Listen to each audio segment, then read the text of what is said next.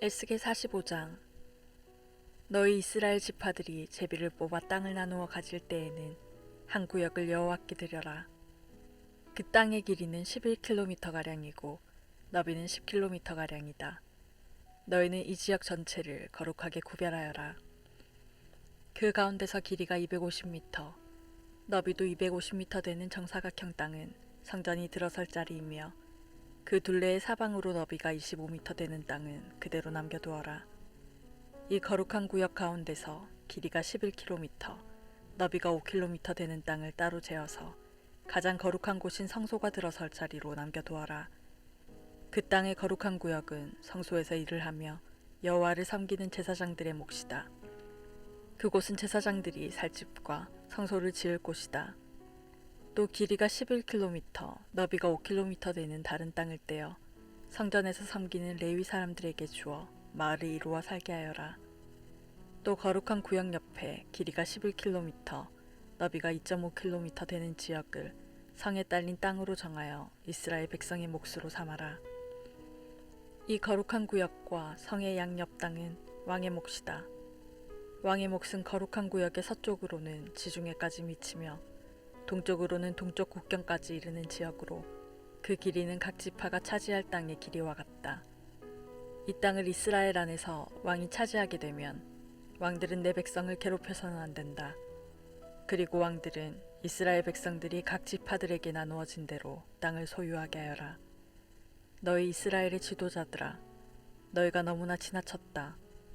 다시는 백성을 괴롭히거나 해치지 말고 정의롭고 옳게 행동하여라. 내 백성의 재산을 빼앗지 마라.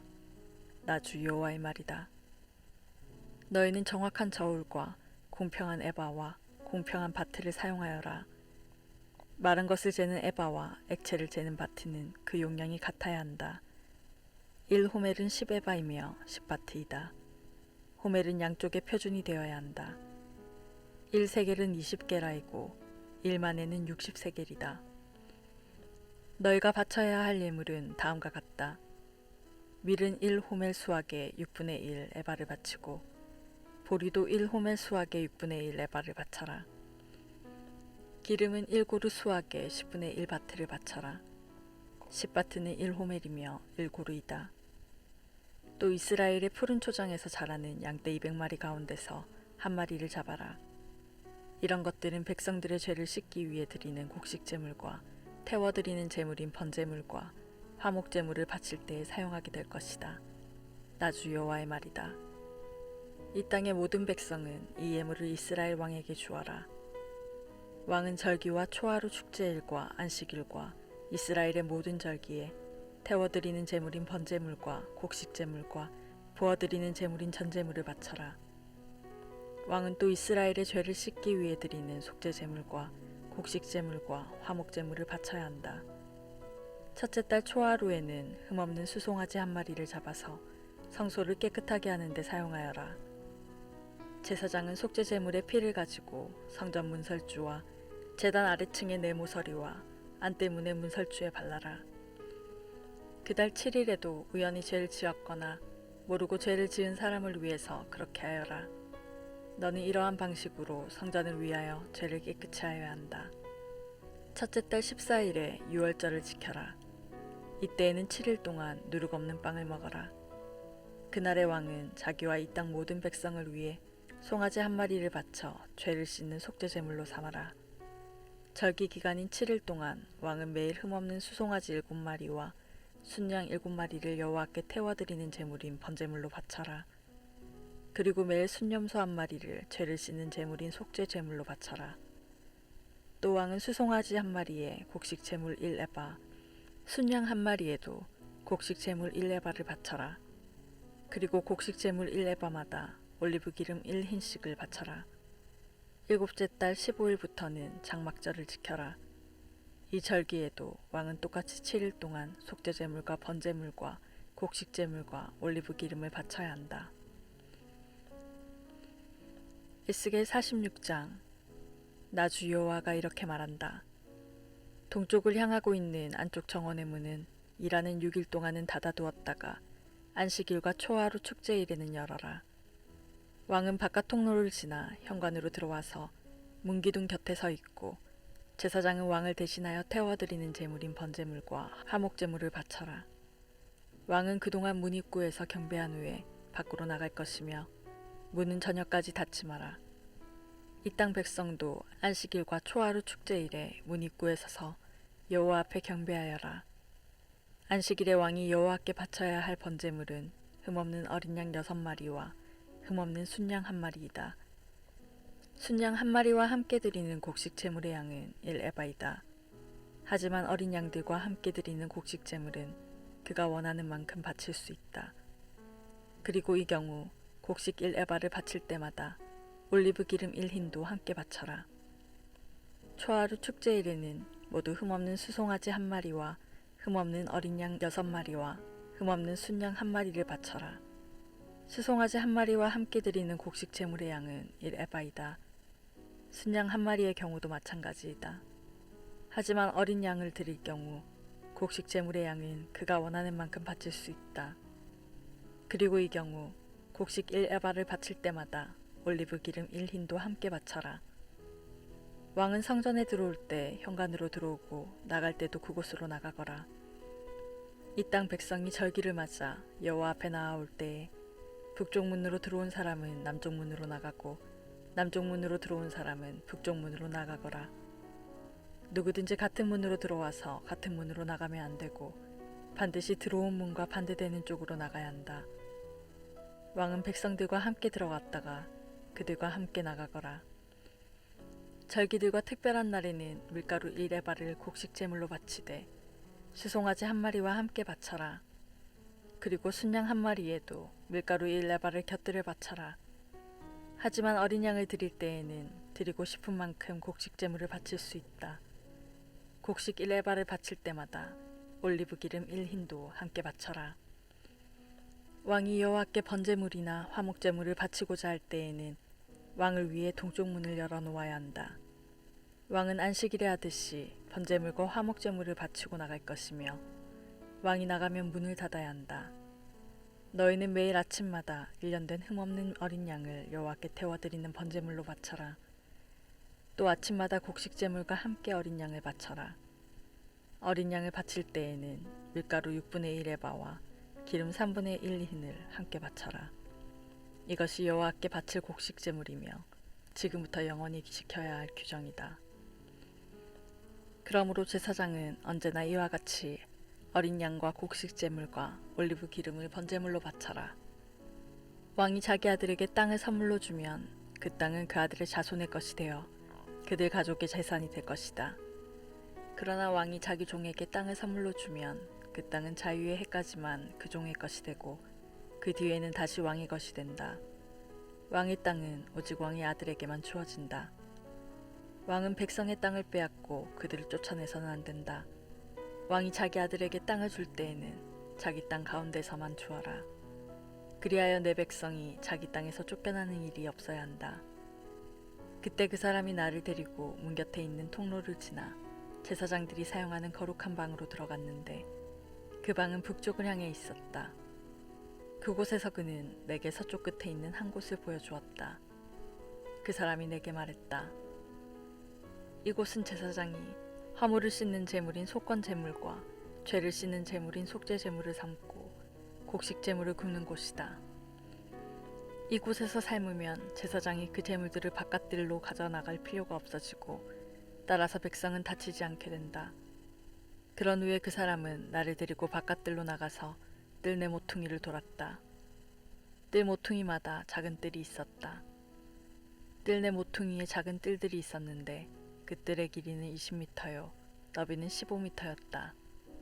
모퉁이에 있는 네 뜰의 크기는 모두 같았다. 작은 네 뜰을 빙 둘러 돌담이 있었고 돌담 안에는 불을 지피는 부엌이 있었다. 그 사람이 내게 말했다. 이곳은 부엌이다. 성전 제사장들이 백성의 제물을 여기에서 삶는다. 에스겔 47장. 그 사람이 나를 데리고 성전 출입문으로 갔다. 내가 보니 성전 문지방 아래로부터 물이 나와 성전 동쪽을 향해 흐르다가 성전 남쪽 끝, 곧 제단 남쪽으로 흘러내리고 있었다. 그 사람이 나를 데리고 북쪽 문을 지나 동쪽 문 바깥으로 갔다. 내가 보니 그물이 남쪽으로부터 흘러내리고 있었다. 그 사람이 손에 줄자를 가지고 동쪽으로 가서 500m쯤 잰 뒤에 나를 이끌어 발목까지 차오르는 그물을 건너게 했다. 그 사람이 또 500m쯤 되는 거리를 잰 뒤에 나를 이끌어 물을 건너게 했는데 물이 무릎까지 차올랐다. 다시 그가 또 500m쯤 되는 거리를 잰 뒤에 나를 이끌어 물을 건너게 했는데 이번에는 허리까지 물이 차올랐다. 다시 그가 500m쯤 되는 거리를 쟀는데 이번에는 그 물이 걸어서는 건널 수 없고 헤엄을 쳐야만 건널 수 있는 강이 되었다. 그 사람이 내게 물었다. 사람아, 이것이 보이느냐? 그런 뒤에 그 사람이 나를 데리고 강 언덕으로 다시 올라갔다. 그곳에 도착하여 보니 강 양쪽에 나무가 무척 많이 있었다. 그 사람이 내게 말했다. 이 물이 동쪽 지역으로 흘러서 아라바로 내려갔다가 사해로 흘러들어가면 사해 물은 맑은 물이 될 것이다. 이 강이 흐르는 곳마다 온갖 생물들이 살게 될 것이다. 사해 주변에 물고기들이 살게 될 것이니 이는 이 물이 흘러가는 곳마다 짠물이 변하여 민물이 되기 때문이다. 이 물이 흐르는 곳마다 생물이 번성할 것이다. 바닷가에는 어부들이 많이 모여들 것이며 엔게디부터 에네글라임까지 모두 그물 치는 곳이 될 것이다. 마치 지중해의 물고기 종류처럼 이곳에도 물고기 종류가 수없이 많아질 것이다. 하지만 늑과 갯벌은 살아나지 못하고 소금 땅이 될 것이다. 그 강 언덕 양편에는 온갖 종류의 과일나무가 자랄 것이며 그 잎사귀가 시들지도 않고 열매가 떨어지지도 않을 것이다. 물이 성소에서부터 흘러나와 과일나무들을 적시기 때문에 나무들이 달마다 열매를 맺을 것이다. 나무 열매는 식량으로 쓰고 나무 잎사귀는 약으로 쓸 것이다. 주 여호와께서 말씀하셨다. 이스라엘의 12지파에게 나누어 줄 땅의 경계선들은 다음과 같다. 요셉 지파에게는 두 몫이 주어진다. 땅을 나눌 때는 공평하게 똑같이 나누어야 한다. 이 땅은 내가 너희 조상에게 주기로 약속한 땅이므로 이 땅은 너희의 영원한 재산이 될 것이다. 땅의 경계선은 다음과 같다. 북쪽 경계선은 지중해에서부터 헤들론을 따라 하맛 어기를 지나 스닷을 거쳐 다마스커스와 하맛 지역 사이에 있는 프로다 시브라임에 이르고 하오란 땅 경계에 있는 하셀 핫디고네까지 이른다.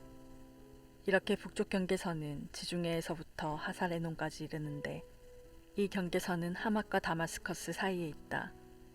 동쪽 경계선은 하오란과 다마스커스 사이에서 시작하여 길라앗과 이스라엘 땅 사이의 요단강을 지나 사해 옆의 다말까지 이른다. 이것이 동쪽 경계선이다. 남쪽 경계선은 다말에서 시작하여 무리보카데스의 샘을 지나 이집트 시내를 거쳐 지중해에 이른다. 이것이 남쪽 경계선이다. 서쪽 경계선은 지중해가 경계선인데 하마더기 건너편까지이다. 이것이 서쪽 경계선이다. 그러므로 너희는 이 땅을 이스라엘 지파별로 나누어라. 너희가 이 땅을 나누어 재산으로 삼되 너희뿐 아니라 너희와 함께 사는 외국인들과 그들의 자녀들에게도 그 땅을 나누어 재산으로 삼게 하여라. 너희는 그 외국인들을 이스라엘에서 태어난 사람과 똑같이 여겨 이스라엘 지파들과 함께 땅을 나누어야 한다. 외국인이 어느 지파와 함께 살든지 상관없이 그들에게도 땅을 나누어 주어야 한다. 나 주 여호와의 말이다. 에스겔 48장. 지파들의 이름은 다음과 같다. 단의 몫은 북쪽 경계선에서 시작하여 헤들론 길을 따라 하마더기를 지나 다마스커스 북쪽 경계에 있는 하살에논까지 곧 하맛의 경계에 이르는 동쪽에서부터 서쪽까지의 땅이다. 아셀의 몫은 단 지파를 경계선으로 해서 동쪽에서 서쪽까지이다. 납달리의 몫은 아셀 지파를 경계선으로 해서 동쪽에서 서쪽까지이다. 므낫세의 몫은 납달리 지파를 경계선으로 해서 동쪽에서 서쪽까지이다. 에브라임의 몫은 므낫세 지파를 경계선으로 해서 동쪽에서 서쪽까지이다.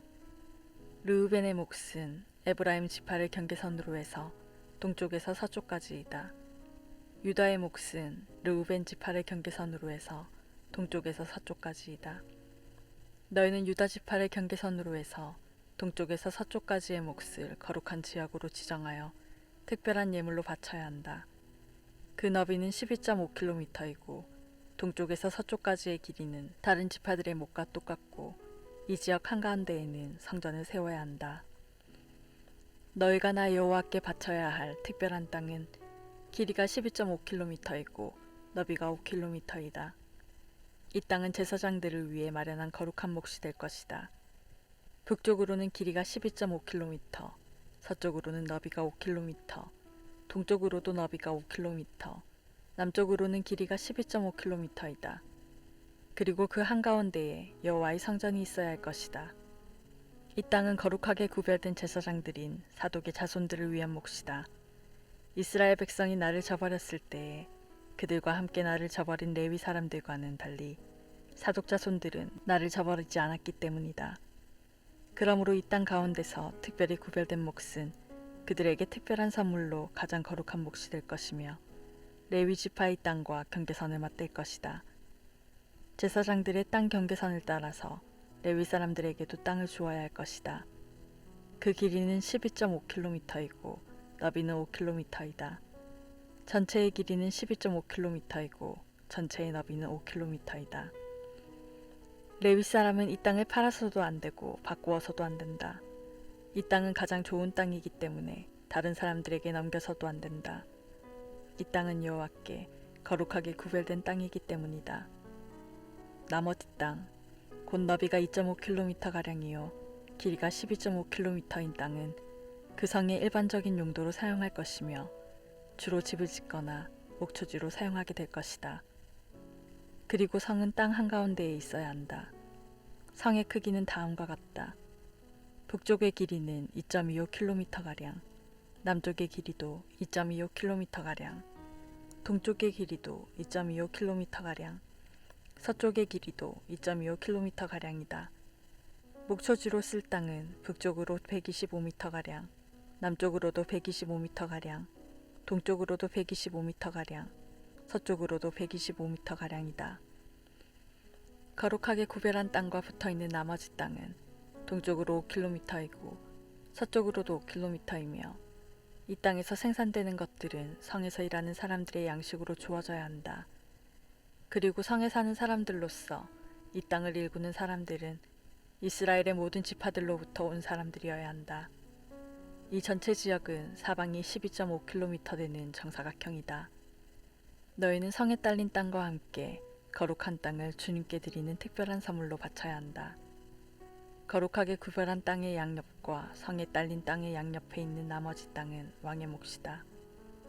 그 땅은 거룩하게 구별한 땅 동쪽 옆으로 동쪽 경계선까지이며 서쪽 옆으로는 지중해까지이다. 두 지역의 길이는 지파들이 차지할 땅의 길이와 같다. 이 땅이 왕의 몫이다. 거룩한 땅과 성전 안의 성소가 그 땅의 한가운데에 있어야 한다. 레위 사람의 땅과 성에 딸린 땅은 왕의 몫으로 돌아갈 땅 중간에 자리 잡게 된다. 왕에게 속한 땅은 유다의 경계선과 베냐민의 경계선 사이에 있게 될 것이다. 나머지 지파들이 받을 땅은 다음과 같다. 베냐민의 몫은 동쪽에서부터 서쪽으로 지중해까지이다. 시므온의 몫은 베냐민 지파를 경계선으로 해서 동쪽에서 서쪽까지이다. 이사갈의 몫은 시므온 지파를 경계선으로 해서 동쪽에서 서쪽까지이다. 스불론의 몫은 이사갈 지파를 경계선으로 해서 동쪽에서 서쪽까지이다.